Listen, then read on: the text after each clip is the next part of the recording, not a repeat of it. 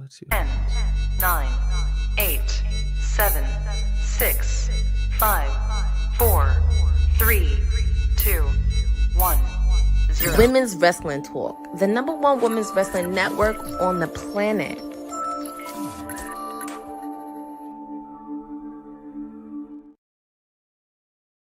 Well, a big happy Wednesday, everyone, and welcome to the Wednesday edition of WWT Live. I am the guy they call the professor. There are many names some people try to give me, but Gerard, GB, those are fine for today. I hope you guys are having a great Wednesday. There is plenty to talk about as we recap NXT, we get ready for Dynamite, and we talk about this head-scratching stat connected to Solo Sikoa.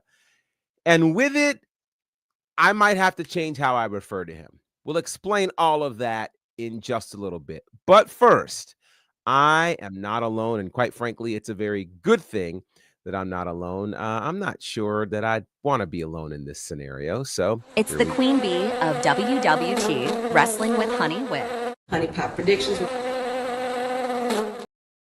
You are not alone. Yes, I am here with you. That's all I can think of when you say. Listen, anytime we can get a Michael Jackson reference, it is a good day at the office. Goat. I am here for it. How's your day been? Been really, really good. You know, doing a lot of hustling in the beehive and making sure things are in order in the honey pots, and we're good. Having a great week so far. Good. I like it when we have great weeks. There's been a lot going on. So whenever we can have a great week and great moments, we take it. We absolutely do. We are also not alone. It's a Wednesday. So on Wednesday, it just seems like only the elite appear. From New Jersey, WWT resident AEW expert Courtney and J11. Well, say her name. She'll appear. Courtney, how are you? Oh, it's Wednesday. Of course, Professor, you are not alone. It is Wednesday, and I'm doing a little bit of busyness the last couple of weeks, but I'm excited to be here. It is Dynamite on Wednesday, and a lot to cover in the wrestling world. There is. It's a double. So let me ask you both, because you both have been known to kind of do double duty. You have to do WWT Live and then turn around and do a watch along shortly after. How do you prepare for days like this? Man, honestly, you fake it till you make it, man. I'm just like, no, I honestly just wing it half the time. Sometimes I have my days where I am prepared for it, but you know, with working and errands and, you know, life in general, like things just happen, and you know, you just got to stride through it. That's how I just do it. Stride through it. Yeah. And I have fun doing it, so I don't even think about it anymore. So yeah, when it is fun, it makes it a lot easier. That is for sure. How about you, Courtney? I will say, you know, life does happen, but usually I get my water, I get everything going on. To be honestly, you would think when you see the card for Dynamite, you would think you know what happened, but when I watch it, it's just like, okay, this is way out of proportion. This is way out of proportion. Even with some of the chats, everybody's kind of interacting and along with, and it's just kind of you go for it. And just being in that real moment, especially when some moments like are just absolutely out of place. It's like, okay, what just happened? Yeah, no, that's cool. Well, I appreciate what both of you bring to the table with doing the double duty that you do and bringing your all to it. It is certainly greatly appreciated. Shout out to the great Pachu hanging out in the chat. Eric, it is good to see you. Boza, good to see you as well. So we're going to dig into quite a bit, which happened both from Raw and NXT. We'll start with NXT, where last night we got our first look at the qualifiers for the Iron Survivor Challenge. Of course, the match on the men and women's side was introduced to us by the NXT PLE known as Deadline. And so we're gearing up for the upcoming Deadline, which will be December 7th, I believe is the date for that. And so we found out our first set of qualifiers. First up, congratulations to Sol Ruka, who defeated Cora Jade to be the first woman to qualify. On the men's side, Wes Lee, he defeated Cedric Alexander in a fantastic match. Good Lord. Clinic. What a match. And so we'll talk about some other things connected to NXT in a little bit, but what are our thoughts on the first two to qualify for the Iron Survivor Challenge on both the men and women's side? Honey, your thoughts? Honestly, way to bring in the big guns, because this, you see, a star like Sol Ruka and a shining star that is Wes Lee, and the abilities that they have and what they bring to this NXT brand. They're breaking out the big guns. I can't wait to see the final for both. I'm excited. This got me really excited for Deadline. Yeah, that's for sure. And on top of that, we had a second qualifier in Javon Evans, who defeated Lexis King, another crazy one. Courtney, your thoughts on the qualifiers so far for the Iron Survivor Challenge for the men and women? I got to see a little bit of it, but I did DVR the entire thing, so I got to see little clips of it. But I'm happy Javon Evans is getting his opportunity to be back in there. And also, Honey made me a Sol Ruka fan. Ever since I saw her on TV, it's like, oh man, I just there is something about Sol Ruka that just puts She's you special. in. She's very She is. special. And That Soul Snatcher is a thing of beauty. And I then love that also, move. yeah, and also seeing Wes back, like getting his match, that's actually nice to see. Mhm. And also, like I said, Javon, he's a star in the making, and just seeing he's shining bright like a diamond. Yeah. Yeah. What a Absolutely. year. And what I'm sure once we get to December, we'll likely have, or I tend to love year in review kinds of things. And if they have a Rookie of the Year award in NXT, it kind of has to go to Javon Evans, unless Obafemi takes it. But Javon Evans has had such a year, from being signed at the top of the year to, main eventing PLEs to battling Randy Orton and, getting to share space with RVD. I mean, like, what a year he has had. And I think it's going to be interesting to see both he and Wesley in that Iron Survivor Challenge match, which I think is going to be crazy. The minute I saw the graphic for it when they put it up, I was like, oh my God, this is about to be a killer match. Like Javon Evans and Wesley breathing the same air in a ring. Bananas. It's just gonna, like I said, I can't wait to see who else is going to end up in this match. I think they still have a lot of grudge from each other, especially when you saw last week when they were in that match at 2300. Oh, yeah. There's still a lot of grudge. Oh, for sure. It's gonna make it juicier. It is. And then just imagine the moments. I mean, we think about last year, Trick Williams and his absolute stellar performance in the Iron Survivor Challenge. And I just, in my head, depending upon how close the pods are to the ring, those pods that, hold them when they lose, if Javon Evans loses a fall or just finds an excuse to end up on the top of one of those pods, I can imagine him doing crazy things. If it's close enough to the ring, he might leap from there over the top rope and do something crazy. Like, he just has the ability to do a lot of amazing things. So we have our first set of qualifiers so far on the men's and women's side for NXT, and there will be a Javon Evans reference a little bit later in the show. So put a pin in that. You guys will want to remember that. Also, before I jump to that, we talked about Wes Lee and his match with Cedric Alexander. There's a great backstage interview that's floating around these socials with Cedric Alexander, which kind of gives us perhaps a hint of what could be next. And so I want to ask, before we move on, based on what we saw last night, the incredible one-on-one match, what seems like a little bit of difference of opinion and philosophy between Javon Evans and Cedric Alexander, what could be next for Ced? I mean, I don't know. Cedric Alexander has been with WWE for quite some time. And if I'm not mistaken, it was what was it when they started the cruiserweight uh Yeah. division and everything like that. Like, and he's been around even since then and Yeah. moving, aligning himself with the likes of Lashley and Shelton Benjamin for a short period of time. I mean, he's got some experience on his hands. I mean, it's about time maybe he possibly gets his hands on some gold that's not on a cruiserweight level. Maybe Mhm. it's time for Cedric to start looking at maybe the North American title or even the championship title. You got so great. Imagine the kind of thing that he could put on for with Trick Williams if it was like a ladder match for the title or something like that at a really good PLE. Like I Mhm. could totally see it. Yeah. Yeah, for sure. I think Cedric needs some gold. Yeah. Yeah, he What do does you need gold. Long overdue Cedric gold. Alexander. Cedric Alexander. Cindy, you read Yeah. my mind. You read Man, Hilarious. Cindy is special. I love her. I love her. Wow. Wow. That's hilarious.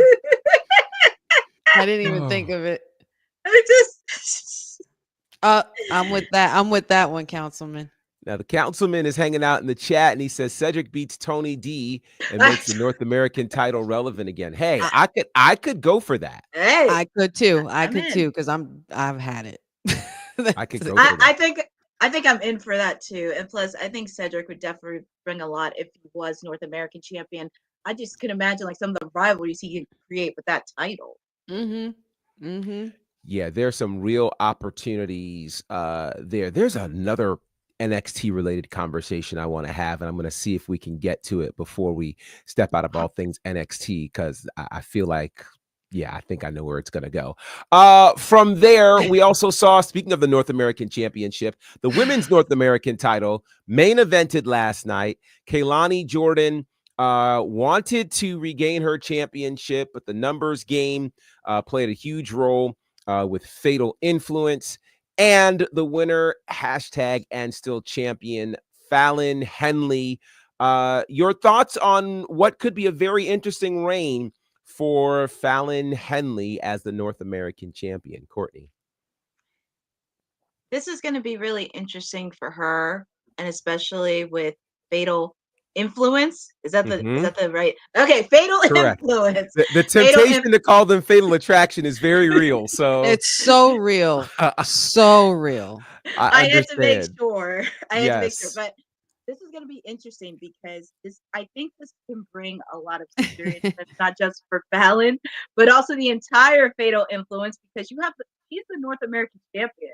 So this is really going to put an interesting route on the entire women's division.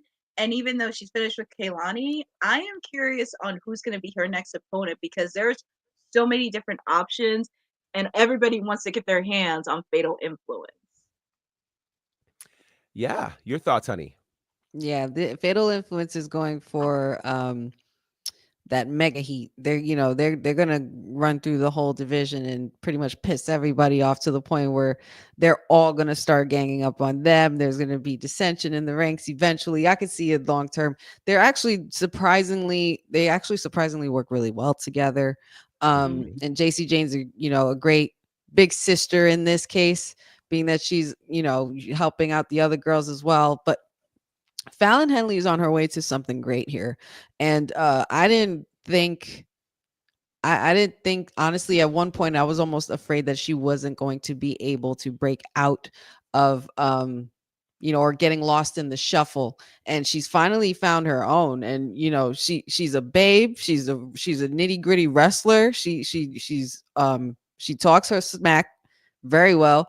And you also have a girl gang with you, so you can't go wrong with that. And you're also the women's North American champion.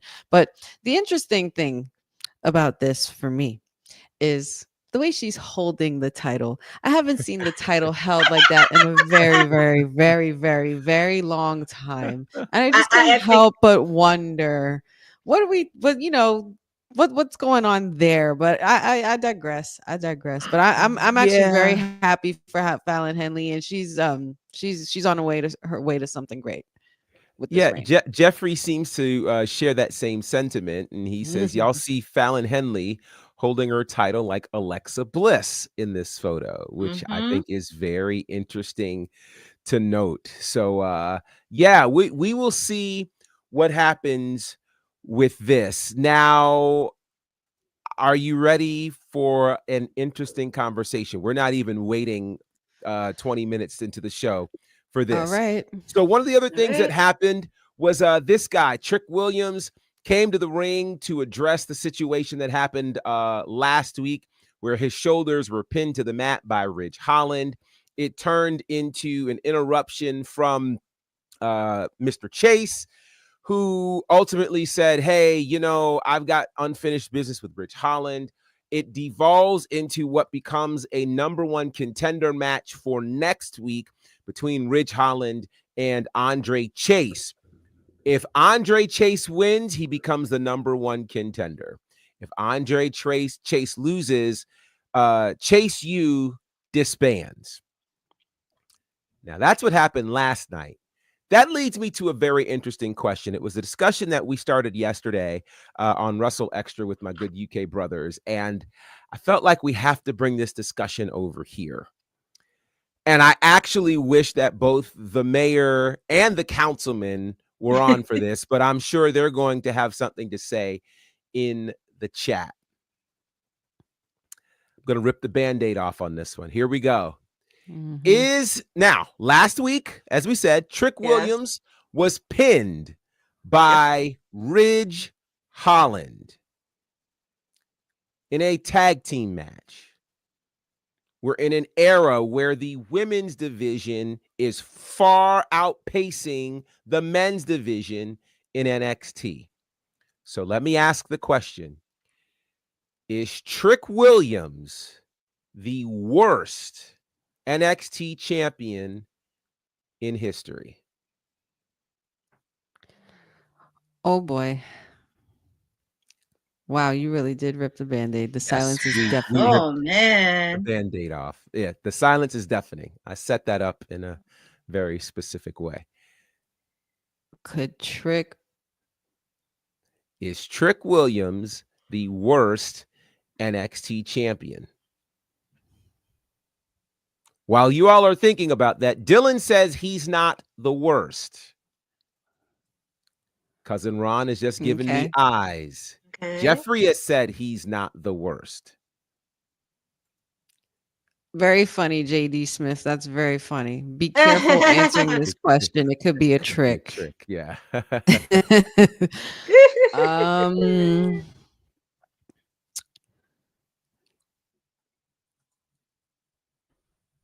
This silence is incredibly deafening. It is incredibly deafening. Boza says it's a hard one. Look at what they're doing to find his contenders. I would say yes. Mayor says, ooh, this is a question for you. I certainly prefaced it as such. That's why he said. Dylan says that Dolph Ziggler is the best NXT champion. That might be up for debate, but your silence is saying an awful lot. Ladies. I don't like it's because now I'm thinking about it. I'm thinking about the list of champions and then Trick Williams. Yeah. If you need help, and I'm like, let me run down a list for you all. While everyone is saying, no, he's not the worst. Let's run through this list. You've got the very first NXT champion, Seth Rollins. Then there's arguably the second one, Big E. Then we could get into early days, Bo Dallas, Neville. Then you can grab out names like Kevin Owens. You can grab names like Finn Balor, Shinsuke Nakamura, Samoa Joe, Keith Lee, Karrion Kross. I'm running down quite the list. Bobby Roode, Andrade, Drew McIntyre.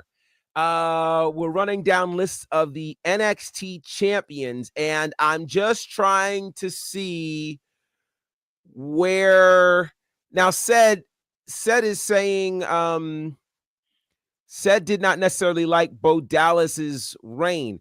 I think Bo Dallas had a very interesting reign. His reign certainly was something to the tune of 270 some odd days. And he had a good thing going. He was annoying, but he had a good thing going. We lost Honey in there. Hopefully Honey will come back. Now, let me say this as well, as you all are deciding what I think are the strong suits of Trick Williams.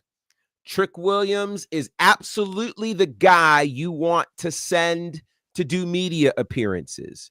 Trick Williams is filled with great charisma. Trick Williams has an amazing entrance song, and he has a great connection with the fans. I think people have questioned his in-ring work, and I'm not sure that it helps that he does not have the strongest set of opponents that he's battling while champion. Yeah. Courtney, you are here on your own. Yes. What are your thoughts? Since I've started to watch NXT, and especially with Trick, I wouldn't say he's the worst champion. I just think with the list of opponents that he had, people are thinking like, oh, he's the worst champion because the only chemistry that he had was with Ethan Page. And that's then, really been the only opponent he's had. Yeah, Ethan Page. And it really kind of think like, okay, you have Rich Holland. And also, as mentioned, like, Councilman and even our mayor said a couple of weeks ago, the men's division isn't that strong because outside of Javon Evans, who do you see as a legitimate threat to Trick Williams for the NXT championship? I think there's a Wes Lee.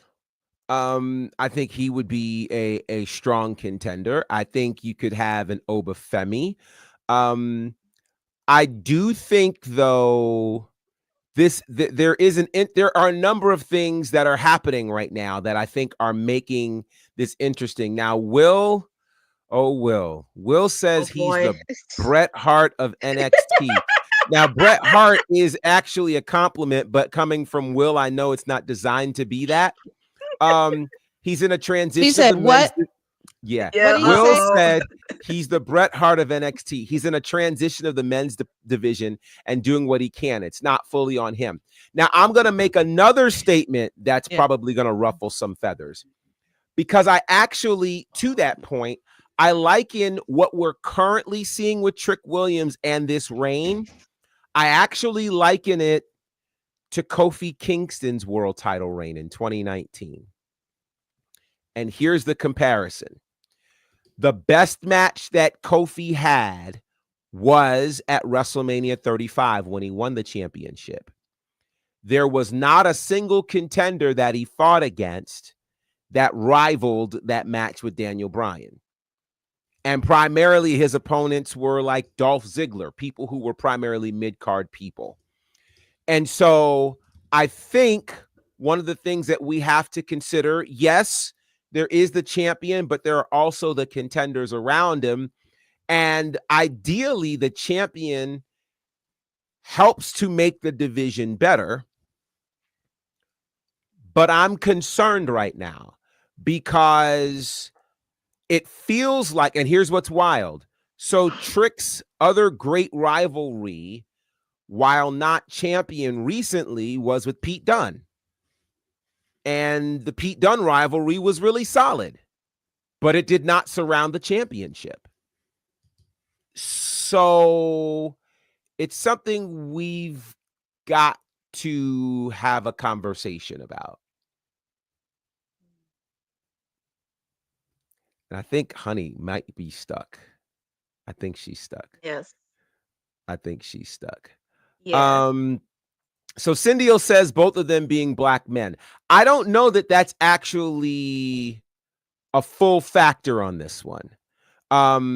Because if you look at all things NXT and you look at, there have been several black NXT champions who've had great reigns. So I don't think it's an issue of Kofi and Trick being black. I think we've got to similar yet different scenarios. Kofi far more experienced.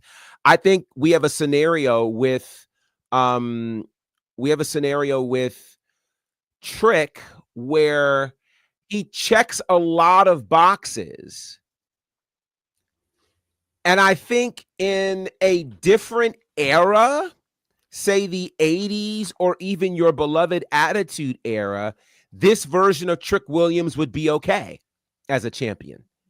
Because if you go back and you look at a Hulk Hogan, wild amounts of charisma, but not the greatest wrestling acumen. If you look at some of your beloved, like your Stone Colds and your Rocks, go back and watch those matches, full of charisma. And they were more punches and kicks than they were spectacular moves. I think if you take this version of Trick Williams and you put him in the Attitude Era or in the 80s, you've got a scenario where he'd be good and he'd be fine, and we wouldn't even be having this conversation. I think in this era, where there is just as much emphasis on what you do in ring as along with what you do out of the ring, I think that's what makes this difficult. Honey, are you almost back? Kind of, sort of, maybe? I'm like scared to talk because I don't know what's happening with my Wi-Fi. Do I sound okay? You're good. Yes. Yes. You're good. Okay. Because what's happening on my end is that my internet is freezing where I hear you guys very choppy, and then it freezes and I can't see you guys, but I don't know if you guys can see or hear me. So I don't know what the heck is going on. I'm sorry about that, guys. No worries. People thought you were bailing because of the difficulty of the question. No, I will not. Better than that. I will not avoid the difficulty of the question. You saw the difficulty I was dealing with answering the question. I wanted to answer it because I'm like, oh my God, they're going to think I don't want to answer this question. And that's exactly what happened. But considering all of the history and the lineage of that title, he's not even, he's not top 10. He's not top 15. Like, it's kind of sucks to say, unfortunately. And I would like at one point, at the first time around when he won the title and we got to that whoop that era finally and everything, I felt like there was a better chance of it happening then, where you just give that kid the rocket and just put it on him and have him move up. I don't know. I don't know, man. It really sucks to say. I also think this is an interesting catch-22. He is clearly representative of, if I can use an old era, of a new generation. He again walks the walk. He is the guy you want in media spaces. It does make me wonder if there was a way to keep him super popular and allow him to work on the things in ring that would put him in a scenario where he could be listed in the same breath as the other NXT champions. And that is going to be interesting. And the mayor poses an interesting question. He says, the bigger question is how long till audiences catch on, and does a transition to a new champion even elevate that person? It's interesting because when Ethan Page won the championship, it was definitely a great moment for Ethan Page and a well-deserved moment based on Ethan Page's past. So I don't know. This is going to be interesting, but I think the fact that we're starting to have the conversation about it is going to make things very interesting to watch. I think, honestly, we're looking at I don't know if it's a different Trick Williams now versus a year ago when he won the Iron Survivor Challenge. I think if you go back and think about that, obviously he had a lot of momentum then, but he really did most of his best work in the last 2 minutes of that match. So I don't know. We'll just put a pin in this one. Yes, and I think it's food for a lot of thought, and we'll likely come back and revisit this particular Mhm. conversation. So, speaking of Deadline, tickets for Deadline are on sale today. And Deadline will be in Minneapolis, Minnesota. And this is going to mark a few times where NXT will be on the road before the year ends, as NXT will also be heading to the Lowell Memorial Auditorium in Lowell, Massachusetts on Tuesday, December 17th. It'll be the first time that they have been in Lowell since Battleground in May of 2023.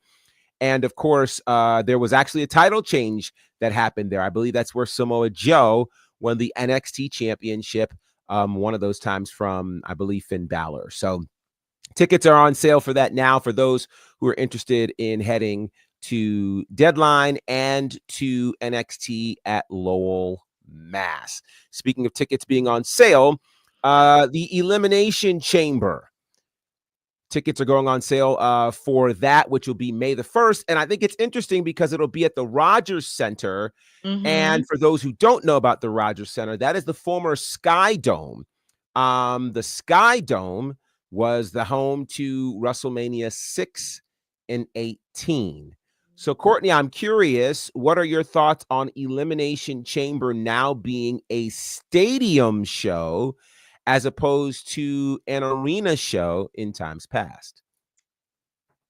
I think this is gonna be interesting going into 2025, and also the setup of the Elimination Chamber, because we saw how it was earlier this year when they were in Australia, where it was outside and you could feel the chamber. And also, this is on during the road to WrestleMania.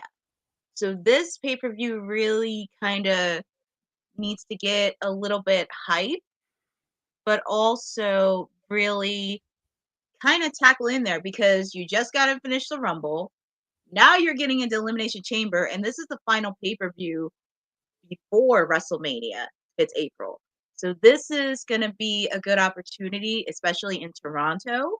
And we've seen, as you mentioned, we've seen a lot of past events in Toronto. This is really going to be a pay-per-view that really is going to help support during their road to WrestleMania, because we do have some storylines in place. We don't know what's going to happen between now and the Rumble, but this is going to really tie in and also get a good opportunity on where things stand when they head on the road to Vegas. It's going to be, I think it's equally interesting to have your PLEs for 2025 all be stadium shows leading to WrestleMania. Royal Rumble, we've gotten accustomed to that. Elimination Chamber, that is a very different moment. And it will be interesting to see how all of that works and how they will fill all of these spaces. I know WWE is in a very hot space right now, so it'll Mhm. be interesting to see how all of that works out. Let's see. Boza says there's usually 5 to 6 weeks between Rumble and Chamber. It's 1 month to the date. We won't have time to decompress. Well, here's the other thing I think to that, Boza, which our decompression time actually is going to happen between Survivor Series and Rumble, because there's no official PLE between there. We'll have Saturday night's main event in December, which will likely air live on NBC. So we've got about 2 months where there won't be any major PLE. And from there, we go into a full space. Now, the 6-week period is going to come between Elimination Chamber and WrestleMania, which I think will be really some exciting things. And based on the road to WrestleMania last year, I have no doubt that this year's road will be exciting. Add Yep. to that, that once we get to January, we're going to Netflix, which will add a completely different wrinkle to all things Mhm. WWE. So things should be interesting. Cindyl says, now that we know that Liv and Io are almost definitely in the women's War Games match, do we think we'll get Liv versus Io for the women's world title? I'm not sure. I mean, Io won the number one contenders battle royal, so at some point she's got to get a shot at Mhm. Liv. I don't know when that will happen.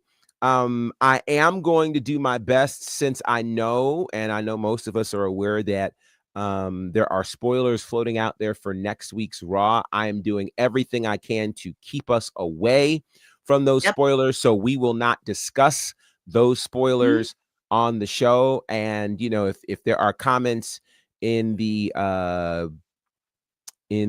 chat, I will likely not go over those, just to try to keep some sort of continuity and integrity relative to that. Now, speaking of the road to WrestleMania, Royal Rumble tickets will be going on sale very, very soon. I believe next week is when they're going on sale. So the road to WrestleMania and all of these big tickets are going to go on sale very, very soon. So I think you've got some opportunities to see a big show if you're interested in that. Again, Royal Rumble February 1st, Elimination Chamber March 1st, WrestleMania April 19th and 20th. Saturday night's main event will happen in December. And of course, we've got Survivor Series November 30th. So a lot of things are happening, and they're happening sooner rather than later. Now, speaking of Royal Rumble, we got word before we went on air that this guy, John Cena, will indeed participate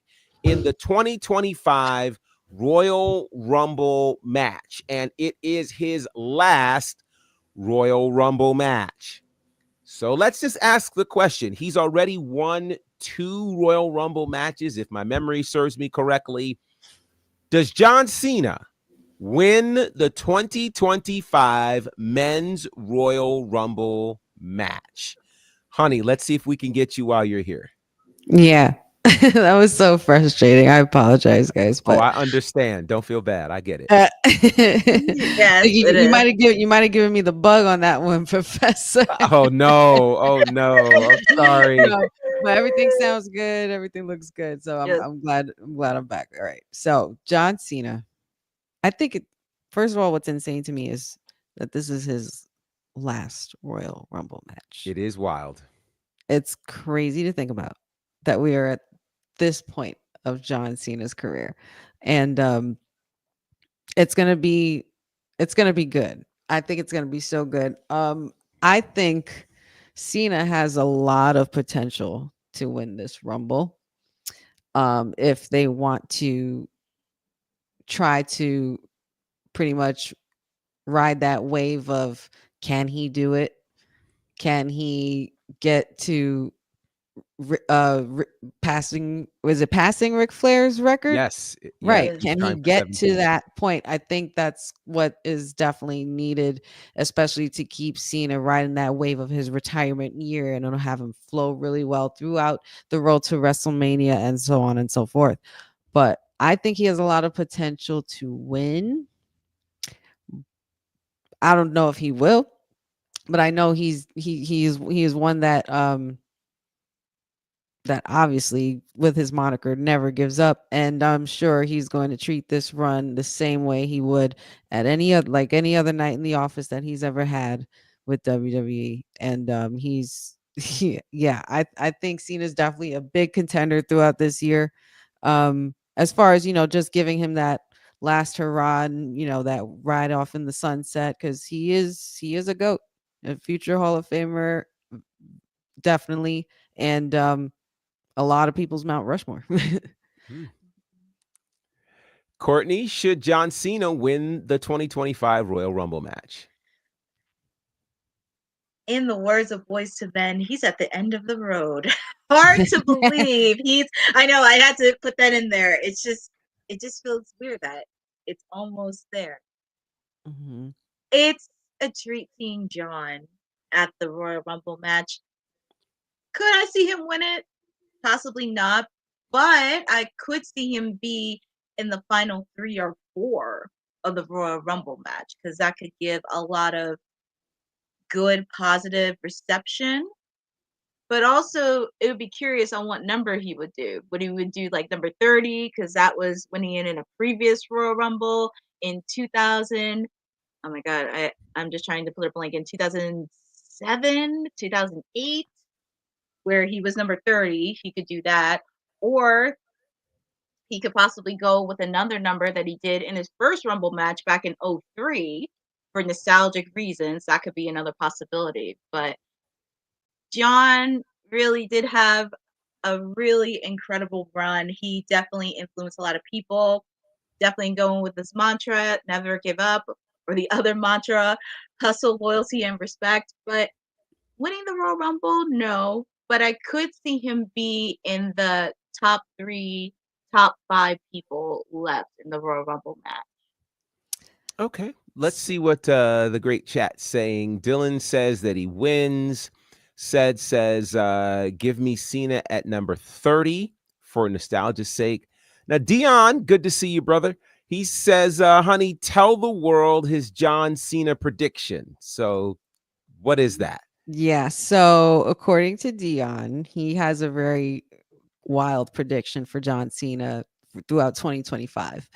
Okay. And I have a great piggyback for that situation because this would kind of lead to something that can lead to my story or what Okay. I see for Cena's final match. Because obviously we're gonna get to that point.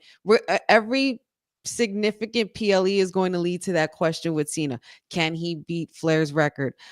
Can he win the Rumble? Can he what was I gonna say? Can he win another title, win another title but so Dion's prediction is Cena wins the Rumble, headlines WrestleMania for the world title, wins the title, and drops it in his retirement match.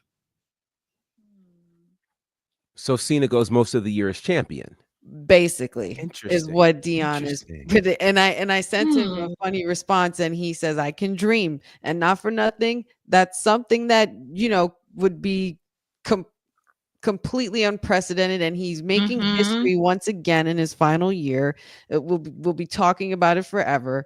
And the piggyback that I have for that is you drop that belt on your final match against R-Truth. Now, what more awesome way to put a title on R-Truth, retiring his childhood hero, and we haven't seen R-Truth with a title since the 24/7 7-Eleven I-95 championship. Wow. So that's Dion's prediction, along with a piggyback that if that was the case, I would like R-Truth to beat the final match for Cena and win the title. Wow, John. Now, I think there's a space for an interaction for sure between John Cena and R-Truth. Does it end up being for the world championship?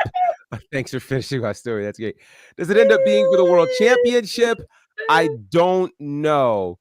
Let's see. Jeffrey says, what if they give Cena number 1? That would be wild. Oh, yeah. Dylan says seeing them in the final 3. I get the nostalgia for Cena at 30, but there's only one person that should be coming in at 30 at 2025, and his name is Joe Hendry. That could be possible. Say his name and he appears. You heard it here first. Wow. That's by that to be 30, like the pick number 30. There are so many options. I will say, well, by the way, and speaking of R-Truth, congratulations, strangely enough, to him. Today marks his 24-year anniversary since debuting in the WWE. Amazing. That is incredible to see that he seems to move better and look younger today than he did all those years ago, which is just wild to consider.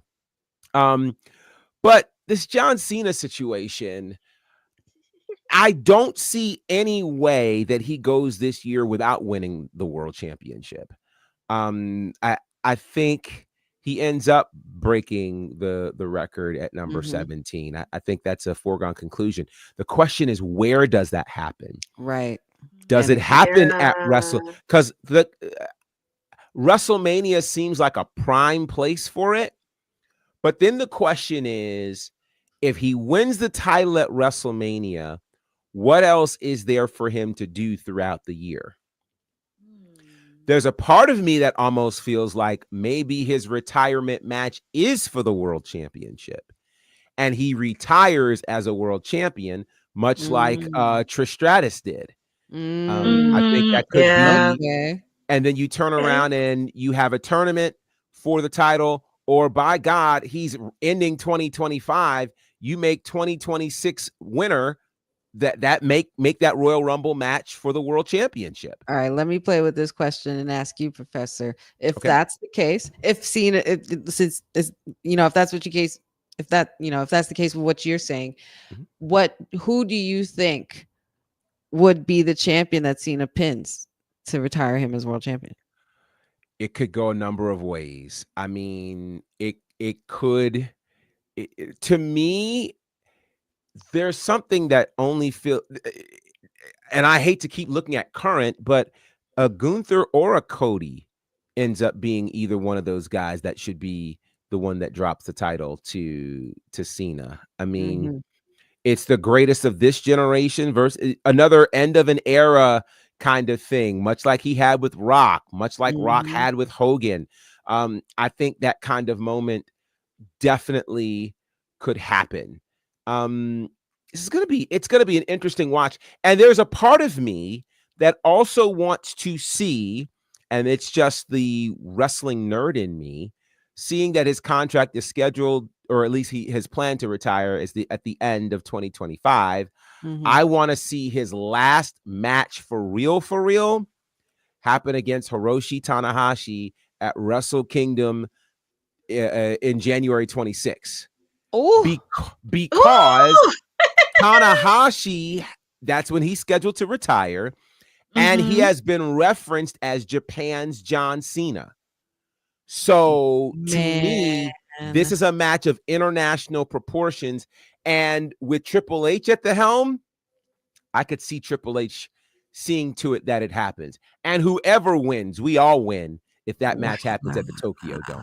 That's what's happening in my brain. But we'll see. We'll see. Nuts. That's fun. Yeah. So that's fun.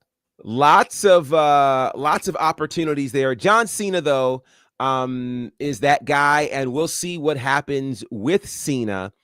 Again, 2025 is going to be an interesting year. Now, let's go to this, because when I saw this, I kind of couldn't believe it. Wait, my internet's not working again. No, my internet's not working. Are you? No, I'm totally. Like, I can hear you. No, I can see. I'm totally kidding. So the news dropped today, and I kind of can't believe this, but it is true. Solo Sikoa, who many are still having a hard time calling their tribal chief. Well, we may have to call him the tribal chief now, because he is the only person in WWE history to defeat John Cena, Cody Rhodes, and Roman Reigns. This is a startling fact, and there's a part of me that's going, but I thought maybe The Undertaker might have at some point beaten up on Stardust, but maybe they didn't cross paths. I don't know. But this is a startling fact right now for Solo Sikoa.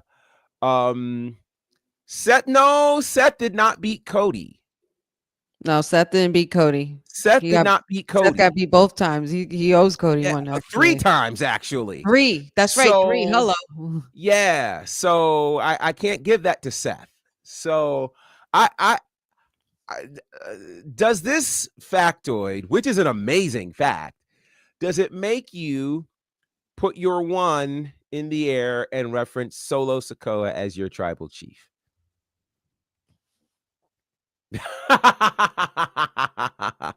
I do not acknowledge Solo as my tribal chief. Is he the tribal chief in his brain? He is. But according to me and the honeypot, no. Sting, buzz. But that is a crazy stat. It is. That is an absolutely insane, crazy stat. But like, my thing is, you can't call yourself the tribal chief of anything. I mean, you have a tribe. I understand. You have a tribe. You also have the Ulafala, but you don't have a wise man, and you don't have any gold. So can't necessarily exactly say that he is the tribal chief, but He's on his way to becoming a goat. It's very interesting. Chris says Bailey is my tribal chief. Well, I can't be mad at I can't that. fight that. I can't fight that. Be mad at that at all. Can't fight All it. right. So let's talk about the WWE ID program. This program, since announced about 2 weeks ago, has really put the wrestling world on its ear. The design of it is to identify a clear path for independent wrestlers to eventually make their way to the WWE. And they have identified 5 specific schools that they are working with, which include Seth Rollins' Black and Brave Academy, Cody Rhodes' Nightmare Factory, Reality of Wrestling with Booker T, along with 2 other schools. Now, what most people were not prepared for is that there would be varying wrestlers identified and marked with this WWE ID prospect mark, which has started to become a true badge of honor. And now we're starting to see videos of, prospects being announced after matches in their schools, in varying places. And it's become very exciting, to the point where we now know that tomorrow there will be another prospect announced, and this one will be announced in a place that's kind of near and dear to my heart, North Carolina, the Firestar Pro Wrestling Academy, which is led by LeBron Cozone, and a graduate of that particular school is one Javon Evans. So here's my question surrounding that. And I actually have a feeling that I know who this person is going to be. And if I am right, I just called one of this guy's matches Friday. And I'll be very excited if indeed it is him. I don't want to say the name as well. I mean, they're going to choose whoever they choose anyway. Part of me wants to say the name so that we can come back to this on Friday if indeed I got it right, which I think I did. So I'm just going to say it. All right. And You if might as well say it. I'm like, You might as well. seat here. I'm at the edge of my As seat well. here. So Come I on. believe the next prospect who's going to come from North Carolina from Firestar Pro Wrestling Academy is named Jackson Drake. That's who I believe the guy is. Jackson Drake had an insane match this past Friday against the SHW champion Joe Black. I can't wait for you guys to see it. The match was absolutely incredible. Jackson Drake is a special talent. When you guys see him, you're going to absolutely love him. Write that name down. Jackson Drake. If he's not identified by WWE ID, he'll be identified by somebody really soon. But I believe that's going to be the name that you guys will see tomorrow. Here's the bigger question. Do you believe that this WWE ID moniker that we have been seeing for the last 2 weeks has been helpful, or has it been a distraction for those in independent wrestling? Has it been helpful, or has it been a distraction? I think this is helpful. I think this is just what adds to keeping, the pot stirring and the machine going and the process cooking. You're literally bringing in a factory load of brand new, fresh talent that are hungry and want to make it in the business. I think it's definitely helpful. It's definitely probably the most helpful thing to date, the outlet to date that the WWE has had when it's come to finding new talent, and showcasing new talent. And being that we now live in the age of social media, you can find anything anywhere at any point. And I think this is awesome for WWE, and it's definitely helpful for the wrestling business and for fans like us who don't just casually watch this. We love it because we watch it because we love it. What do you think, Courtney? This is really super helpful. This is really going to be an opportunity to help the next generation. And I wish this was something that happened years ago, because so many stories you hear of wrestlers trying to break into WWE, since at that time, also with WCW, but everybody wanted to go to WWE and really get that opportunity. So this is a really good opportunity to showcase, especially some of the top independent wrestlers. Also, with that, they get to work with some of the schools that are already associated with ID, and some of all the schools that are already associated with ID, they have affiliation with WWE, so they get to teach them the different career side, how to do promos, especially bringing in guests. If they go to any specific wrestling school, bringing the guests in from WWE, sharing their experience, that is huge. And it's a really good opportunity to understand the next generation as well.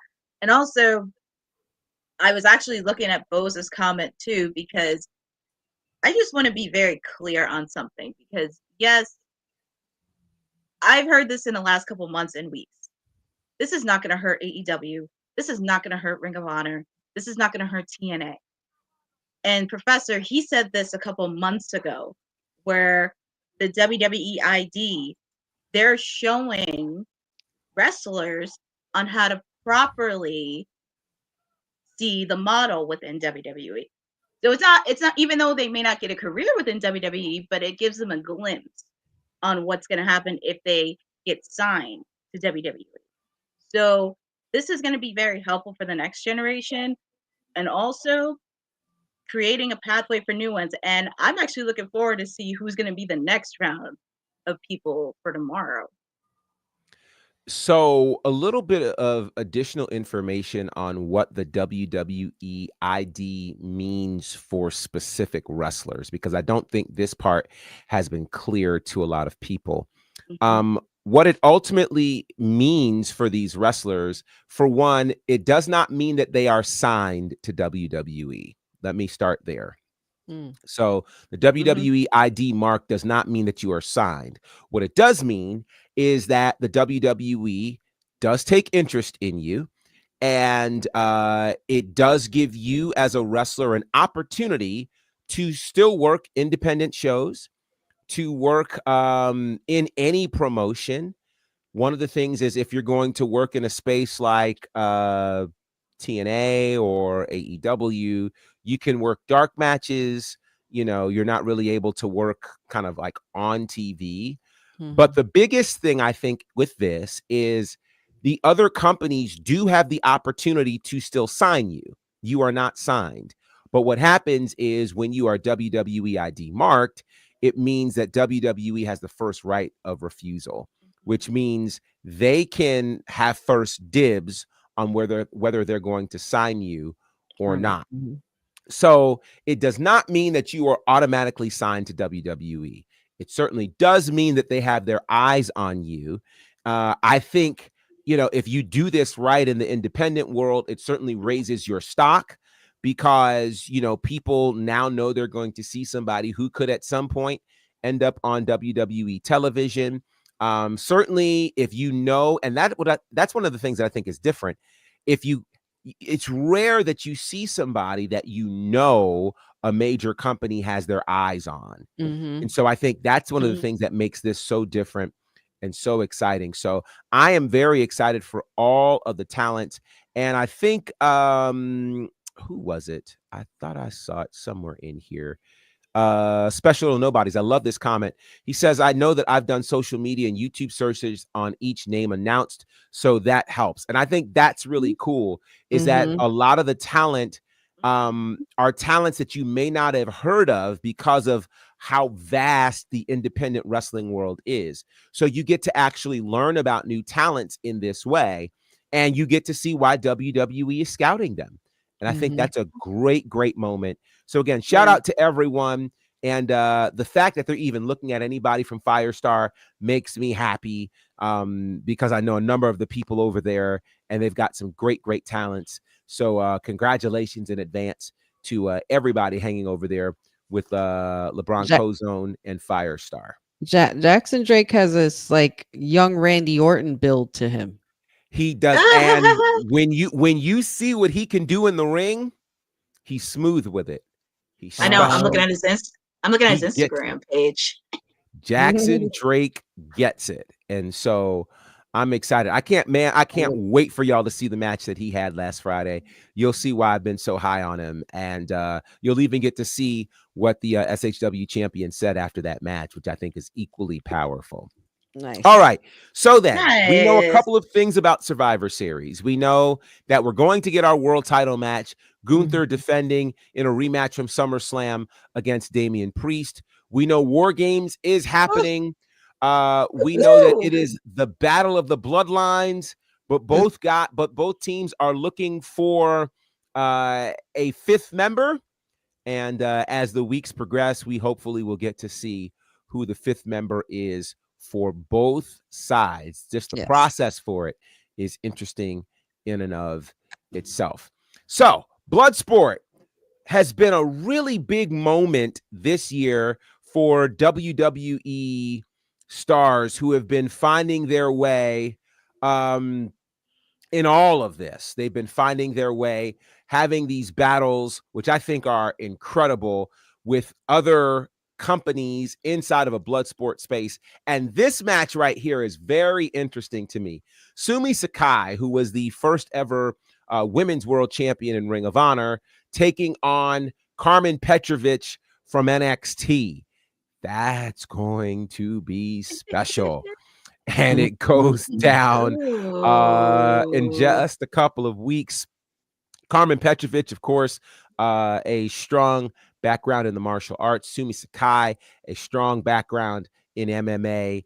This is going to be very special. So you guys will want to make sure you're checking out Josh Barnett's Bloodsport, which will be available, I believe, on Triller, if I got that right. And that, again, will be on Sunday, November 24th in Jersey. That's your neck of the woods, Courtney. So maybe you'll get a chance to check that out. That should be. I wish, but that's like right after Full Gear. That's like the day after. So that's like, Are you going to Full Gear? Yes. Oh, nice. Okay. Cool. Nice. Jersey City is actually pretty close to me too. That's not far at all. Nice. That looks like it's going to be a lot of fun for sure. Now then, today we honor the late, great Eddie Guerrero, who passed away. And not only did we honor him, but I know we'll have to say something really nice here, because Mercedes Moné actually took some time to pay tribute to Eddie Guerrero on this particular day.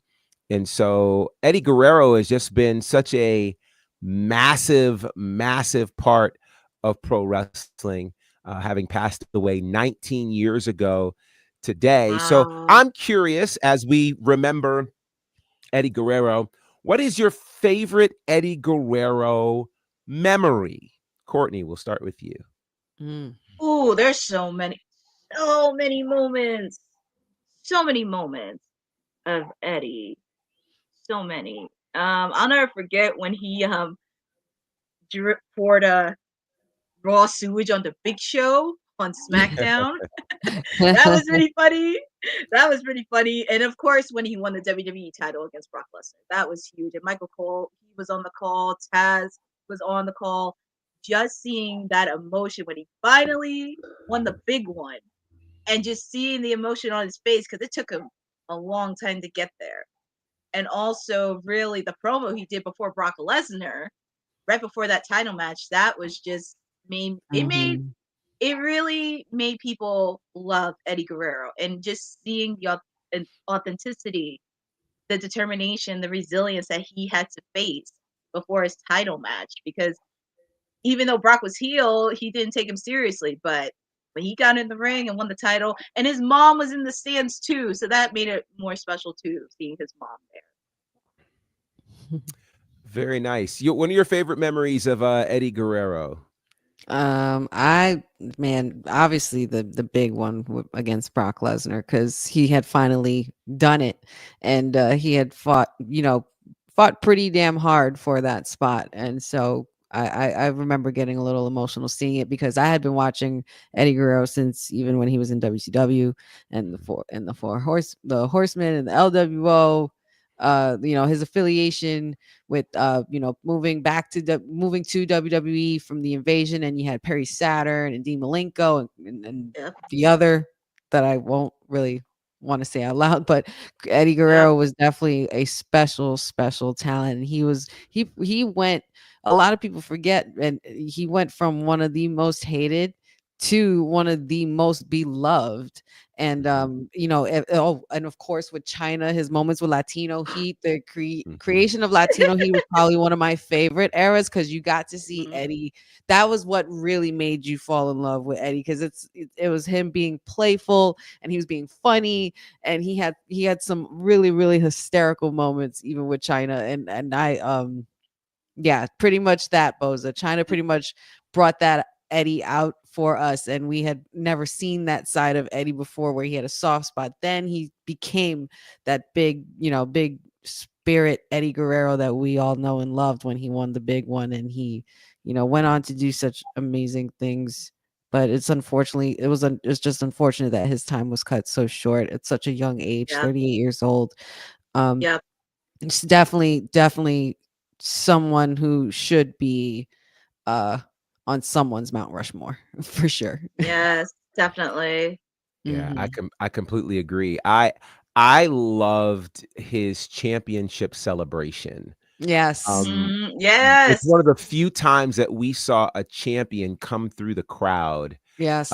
in that regard, and that was really special. Mhm. His WrestleMania match against Kurt Angle, Oh Oh, yeah, oh my Kurt. god. That was so it's good. just brilliantly done. Or anything with him Um, and Edge. yes, Or Yes. yes, It Rey was Mysterio custody over Dominic. yeah. Like, oh yeah. That literally. that was just it was incredible. And we talk about gone too soon in the wrestling business. If there's one thing that I'm really excited about, it feels like, of all of the wrestlers that we have lost, and we've lost way too many, Oh, of Yep. his course. memory has been kept alive by so many people. Mhm. It's almost, I mean, it's barely a wrestling show that you can go to where there's not some reference to Eddie Guerrero, whether Yep. it's, the frog splash, the shoulder shimmy, the three amigos. Like, people find ways to honor Eddie Guerrero. And I think that is just, it's just special. And then, of course, you've got this generation of wrestlers who's been so impacted by Guerrero, and they honor him in so many ways, whether it is Mercedes or Bailey or so many others. And I Io think it is Sky. Io Io Sky. Yeah. Sky. It's amazing. Even Uh, Dominic Mysterio. I mean, look sure. at hello. Dominic.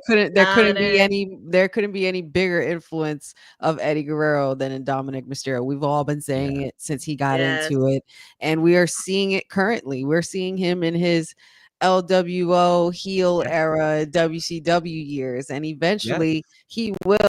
I'm telling you right now, I know you already see the rise of Dominic Mysterio, and watch Mhm. and all the heat that he has now. People are going to love Yep. him Yeah. later, and I can't Yeah. wait to see that, because it's just it to see growth. And that's what you saw with Eddie. You saw Mhm. his growth through and throughout his whole career, and he made it, and he did it. And we will always love Eddie Guerrero and miss him. Always. Always. A person's memory never dies as long as their stories remain. Mhm. And what's incredible, as I think about it, it's incredible to think that it's been 19 years. Yes. Um, Yes. it's even more incredible when you think about the fact that there are currently wrestling fans who never got to see Eddie Guerrero wrestle. Mhm. Oh. Yeah.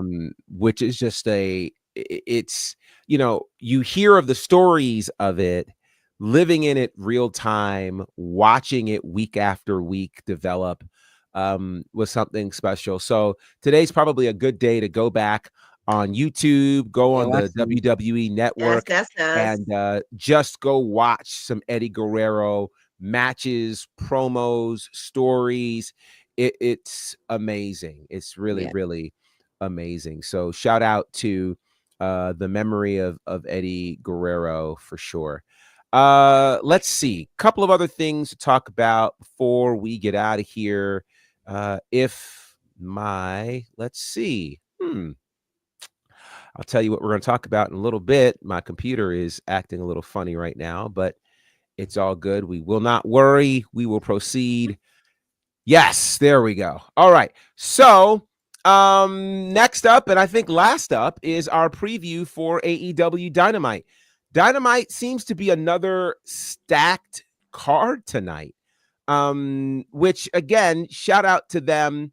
I think it's gonna be another solid show. Let's see. So we'll start with this one. This is the women's match. It is Dr. Britt Baker and Penelope Ford. They will be battling tonight. This does look to be the only women's match on the card. And as you see how stacked this card is, you can make your own determination from there. We'll hear from Bobby Lashley representing the Hurt Syndicate. Tag team action. Jay White and Juice Robinson to take on this unusual team of Hangman Adam Page and Christian Cage. I don't think I saw that particular tag team coming. This is going to cook. Yeah. This is part of that four-way contender series to see who will be in the fatal four-way match for the tag titles. FTR and House of Black. Match of the night, I'm calling that. I know who Honey's going to pick. I know who she's going to pick. I mean, that's the homie. I'm not going to go against my homies. Yeah. Also, this is going to be a tough one. Konosuke Takeshita against Adam Cole. It is not. Yeah, baby. It is not for the international championship. Adam Cole needs to win this third match to get a shot at MJF at Full Gear. Konosuke Takeshita is on fire right now. So it's going to be something pretty special, I think. So we'll look forward to that. And we also have Lance Archer and Roderick Strong in a Falls Count Anywhere match. This is also, I believe this is Strong's either second or third match also to try to see if he'll be able to battle MJF for Full Gear. This one has just all kinds of interest to me. Leo Rush and Swerve Strickland. I'm telling you, Dynamite stacked the deck tonight. You better make this the main event. You better not start with this match. They have stacked the deck tonight. So we'll want to make sure we check this one out. And we'll also hear from Will Ospreay. So a very full card for AEW Dynamite tonight. For a lot, I'm gonna say it. I'm gonna say it. I have thoughts, but I'm gonna say it. Should I say it? Say it. I'm gonna say it. Is it me or is like what AEW has all these titles, right? All these titles. Nowhere to be found where these champions are at. Where are they at? Defending champions. Where are you? Where are you? Where's the greatest women's division in AEW? Where's the greatest women's division ever? Only one match? Help me out here, guys. Make it make sense. Mercedes, where you at? What Ospreay, what are you doing? We're what's happening here, guys? Come on now. It is interesting. I will say the TNT championship was on Collision this week. So shout out to them. It's actually kind of cool to see the TNT title defended on TNT. That was pretty neat. Well, small detail. But with that said, I don't remember the last time we saw the TBS championship defended on TBS. Jeffrey asked, where is the AEW championship? Well, it is being carried by Jon Moxley in a briefcase. What he has done with that championship, we don't know. I don't know if he has melted it down, if they're redesigning it. But to your point, we've not actually seen the physical championship belt since he won it at Wrestle Dream. That's interesting. It's the first time you'll see a champion not carrying their championship belt. So interesting. Let's see. The tag team titles. Well, we've been seeing those recently. The international championship. Now, we haven't seen much of the continental championship, though that will likely really start to beef up once we get past Full Gear and start moving into the Continental Classic time frame, which that gets exciting. Last year's tournament I thought was very Yeah. exciting for the first one. I'll be interested to see who ends up in this one, particularly since, last year there was all of this talk of the Triple Crown Championship, which, now I don't think we have that, but who knows? They might throw Chris Jericho as the Ring of Honor World Champion in there, since that was a part of that last year. We'll see. We'll see who will be involved in that. But it does look like a very full show. Let's see. Bobby says Mercedes did defend the TBS championship on Title Tuesday against Emi Sakura in October. It is November. Yes. But thank you for that, Bobby, because I guess it's good to know she defended it at least in the last month. I do believe she's scheduled to defend at Full Gear.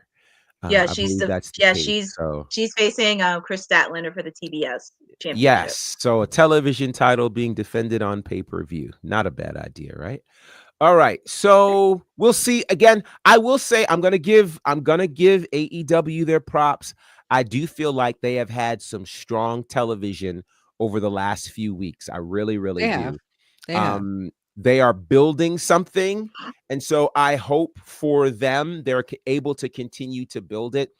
The other thing, and again, this is another question for another day, is what interest they have in trying to expand the reach of their product past their core audience, because I think that is ultimately the real issue. They have not done much of anything to reach mainstream audiences at all. It's as though it's not their concern, which that's up to them. Like, nope, they don't.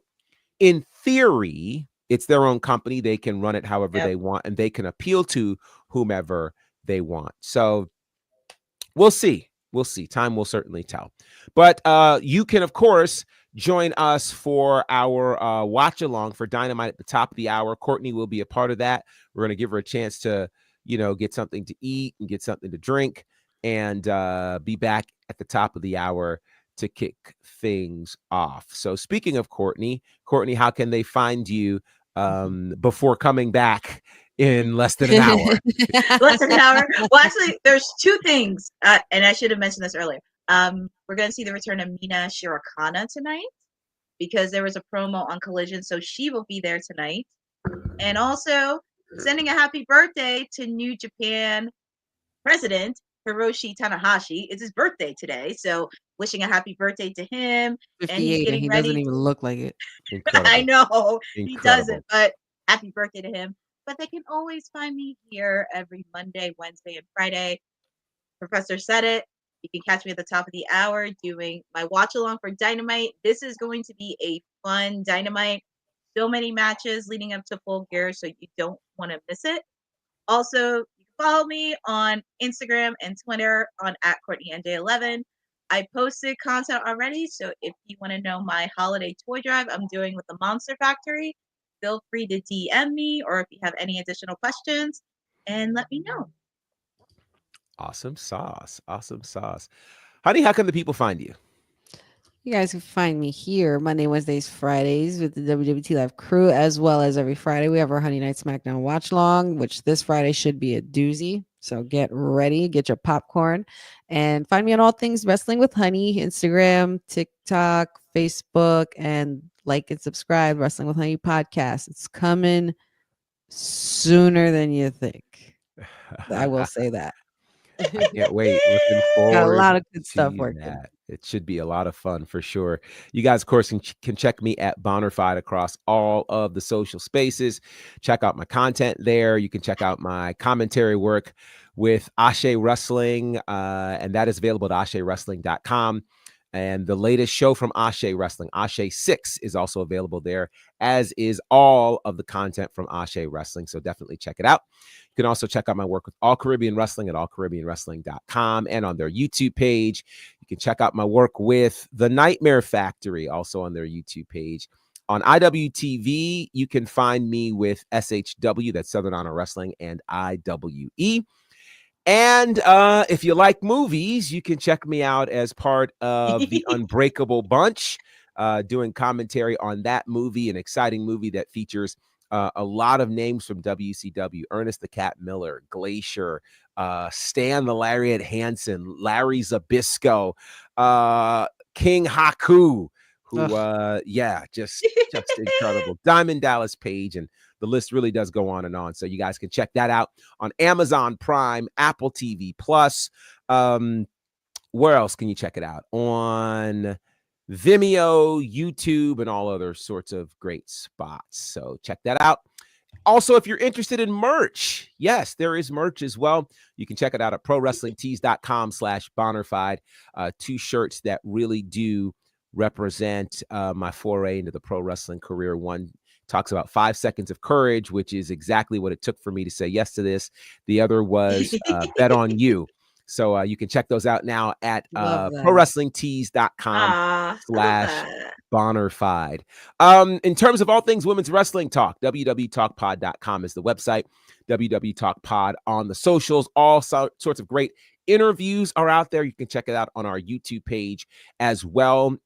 Recently, an interview dropped with Eliana, who is the ring announcer for Reality of Wrestling and All Caribbean Wrestling. And very soon there will be an interview dropping, if it hasn't dropped already, with Cassandra Golden, who is the FEW Flares champion over at All Caribbean Wrestling. Shout out to All Caribbean Wrestling for their continued support of what we do here at Women's Wrestling Talk. Shout out to all of you in the chat. So many. Jeffrey and the mayor and cousin Ron and Boza and Dylan and Bobby. Good to see you. I see a bunch of people here, some of whom I know I have missed. So if I didn't call your name, Christopher, good to see you. If I've missed you, please forgive me, but I appreciate all of your support in all spaces here at Women's Wrestling Talk. We appreciate you guys. Now, remember, join us again at the top of the hour for our watch along. The watch along, of course, is with Courtney for AEW Dynamite. So until next time, we will be together as part of Women's Wrestling Talk WWT Live on Friday, as we'll talk about whatever is going on in the pro wrestling business. We'll talk about it here as part of Women's Wrestling Talk, the #1 women's wrestling network on the planet. Peace. Thanks for joining WWT. Don't forget to like us on all social media platforms at WW Talk Pod. Like and subscribe on all video and audio platforms, like yesterday, my G. And check out our website at www.talkpod.com. Thanks for watching Women's Wrestling Talk, the #1 women's wrestling network on the planet.